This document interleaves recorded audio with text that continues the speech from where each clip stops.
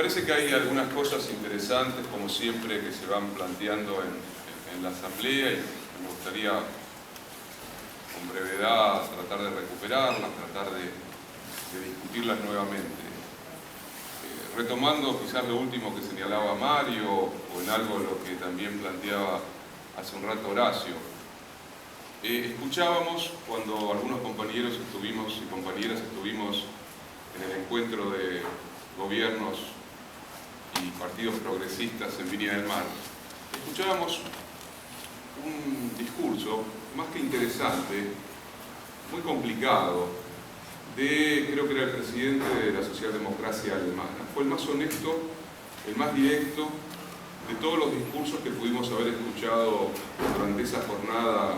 ahí en Viña del Mar, que es una jornada que sería interesante reflexionarla en un espacio como este, porque allí se hizo abuso casi nauseabundo de la palabra progresista hasta dejarla a nivel zócalo, quiero decir, devastada, vaciada, carenciada, porque aquellos mismos que se definen a sí mismos como progresistas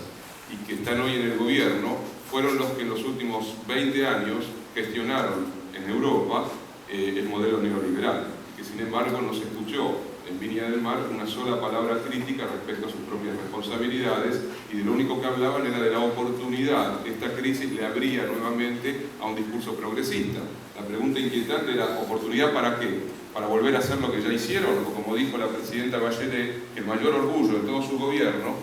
tan criticado por la izquierda de su partido y de la Concertación, era que había logrado ahorrar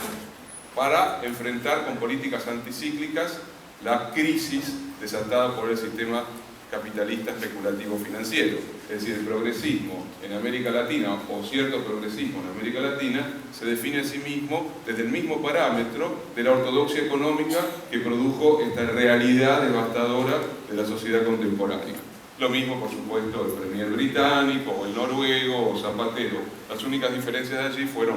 Marco Aurelio García, asesor, un hombre lucidísimo de Lula, el propio discurso de Lula y en parte el discurso de Cristina. Quiero decir, esto es importante porque nosotros usamos a destajo una palabra, que es una palabra que, si somos consecuentes con lo que Carta Abierta viene desplegando hace más de un año, es decir, discutir el lenguaje, discutirnos a nosotros mismos, discutir las palabras a través de las cuales queremos decir algo y queremos poner en cuestión ciertas cosas, me parece que no podemos dejar de responsabilizar, y en la Argentina lo sabemos muy bien, y en la ciudad de Buenos Aires también lo sabemos muy bien, qué ha significado y qué significa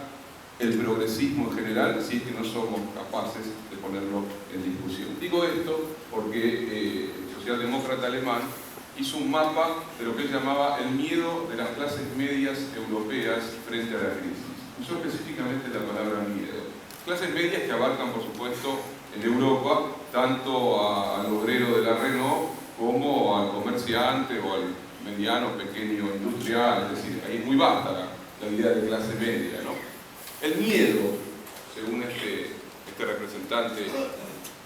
interesantemente lúcido de la socialdemocracia alemana, estaba ligado a una relación con el tiempo. Parece un poco absurdo. ¿Qué quiere decir que el miedo está ligado a una relación con el tiempo? Las generaciones previas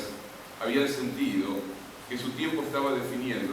siendo definido por la certeza de la conquista del presente en relación al futuro, que definitivamente habían alcanzado un nivel de bienestar que se les multiplicaba en términos exponenciales de cara al futuro, y que la generación actual lo que estaba viendo es que el futuro estaba quebrado y que su presente era un presente que amenazaba la desolación y la catástrofe, y que se iba hacia una sociedad en la que aquello que había constituido el modo de vida del estado de bienestar se resquebrajaba. Y que por lo tanto, las derechas, decía este hombre, estaban trabajando con extrema sagacidad la cuestión del miedo, ligada por supuesto a la problemática del trabajo, de los inmigrantes, de los racismos, de toda esa suerte de envenenamiento de la cotidianidad que se va desplegando a partir de la crisis del capitalismo. Nunca hay que perder de vista que una de las crisis centrales del capitalismo del siglo XX, como fue la crisis del 29-30, tuvo como salida claramente una opción racista, de derecha, exterminadora, e incluso los progresistas de la época pudieron salir de esa crisis a través de una guerra que se llevó a decenas de millones de seres humanos. Digo esto para estar atentos respecto a lo que está sucediendo también en la Argentina. lo que decía el socialdemócrata alemán era que el progresismo tenía que encontrar las nuevas maneras de interpelar a esas clases medias asustadas, aterrorizadas, para no dejárselas a la derecha. Pero la sensación que tuvimos aquellos que escuchamos su discurso era que la gramática con la que se iba a alimentar el nuevo discurso del progresismo iba a venir de la derecha. Digo esto porque es posible que lo que hoy está pasando en la cotidianidad argentina no es menor lo de Lanús, no es en absoluto menor lo de Valentina Alsina, Lanús, porque está mostrando también algo que, en tanto capilar, no deja de ser expresión de una lógica que va horadando a sectores medios, sectores populares, que se van diferenciando dramáticamente de los que más han sufrido la lógica brutal del sistema y que lo hacen a través de una lógica del miedo, una lógica de la repulsión racial y social también, y que va creando las condiciones de una capilarización fascistoide, amparada, multiplicada, desarrollada, amplificada por la corporación mediática e incluso también por la incapacidad de aquellos que se definen como progresistas, lo decía Mario Tober, para tratar de salir a decir algunas cosas diferentes. Me parece que en este sentido Carta Abierta tiene una enorme responsabilidad, tiene un papel clave para jugar, es decir, para poder seguir discutiendo, quizás al modo como lo planteaba Horacio, sin simplificaciones, sin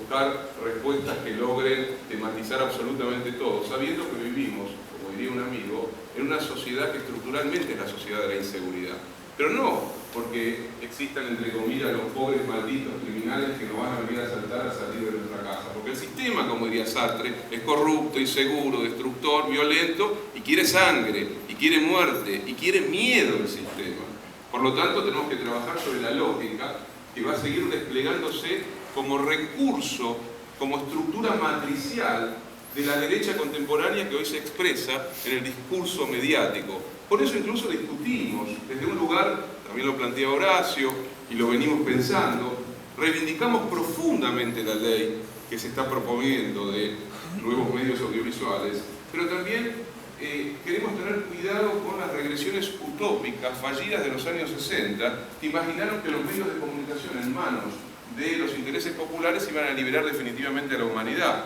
sin poder discutir y pensar la estructura misma que hoy atraviesa la lógica de los lenguajes audiovisuales, que expresa perfectamente eso que llamaba el evangelismo de la vida cotidiana, la brutalización de la instantaneidad, la reducción de todo a un punto, la eliminación de la temporalidad, del pasado, del presente y del futuro para resolverlo en el aquí y ahora, en la histeria, en la locura, que puede llevar a una pueblada fascista en la Argentina. Perfectamente puede llevar a una pueblada fascista en la Argentina. Es decir, una asociación de corporaciones mediáticas con estos noteros que son la avanzada de lo peor del lenguaje de los medios de comunicación, en estas zonas del dolor, porque también tenemos que aceptarlo. Por supuesto que hay una zona del dolor. Imagínense por un instante ser atravesado por este nivel de violencia. Y el dolor en una sociedad devastada culturalmente como la nuestra, inmediatamente se transforma en resentimiento. Y el resentimiento se transforma en escuadrones de la muerte, se transforma en pena de muerte, se transforma en locura del lenguaje. Y hoy la televisión fundamentalmente, y gran parte de los medios gráficos y audiovisuales, destilan esa lógica y al mismo tiempo que la destilan se retiran en el momento en que el bus salta. Se lo vio muy